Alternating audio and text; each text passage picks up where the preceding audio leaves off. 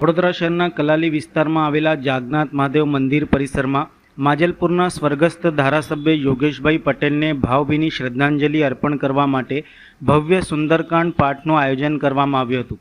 પ્રખ્યાત ગાયક અને ભક્તિ ગીતકાર અતુલ પુરોહિતના સ્વકંઠે યોજાયેલા સુંદરકાંડ પાઠમાં મોટી સંખ્યામાં ભક્તજનો, રાજકીય આગેવાનો, સામાજિક કાર્યકરો તથા નગરજનો ઉપસ્થિત રહ્યા હતા અને શ્રદ્ધાંજલિ વ્યક્ત કરી હતી।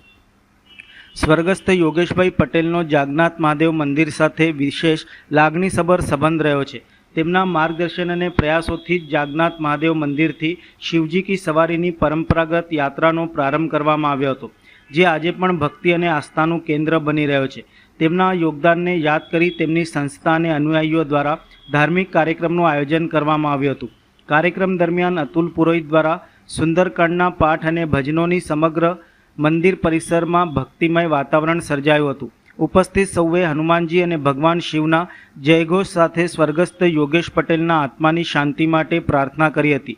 કાર્યક્રમમાં વિવિધ રાજકીય, સામાજિક અને ધાર્મિક ક્ષેત્રના આગેવાનો સહિત મોટી સંખ્યામાં નગરજનો જોડાયા હતા। આ પ્રસંગે ઉપસ્થિત મહાનુભાવોએ સ્વર્ગસ્થ યોગેશ પટેલના જાહેર જીવન, તેમના લોકસેવાના કાર્યો અને સમાજ પ્રત્યેના સમર્પણને યાદ કરી તેમને ભાવપૂર્ણ શ્રદ્ધાંજલિ અર્પી હતી। સમગ્ર કાર્યક્રમ ભક્તિ, આસ્થા અને સ્મરણના માહોલ વચ્ચે સંપન્ન થયો હતો।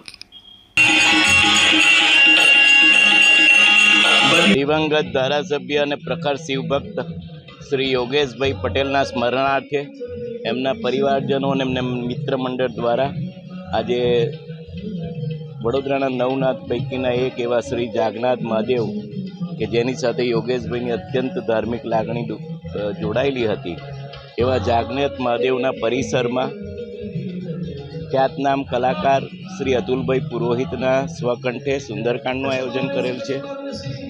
આ સુંદરકાંડમાં વડોદરા શહેરના શ્રેષ્ઠીજનો, શિવ પરિવારના સભ્યો તથા નાગરિકો ખૂબ જ મોટી સંખ્યામાં જોડાયા છે અને યોગેશભાઈને સાચા શબ્દોમાં અંજલિ અર્પણ કરી છે। જય બોલે।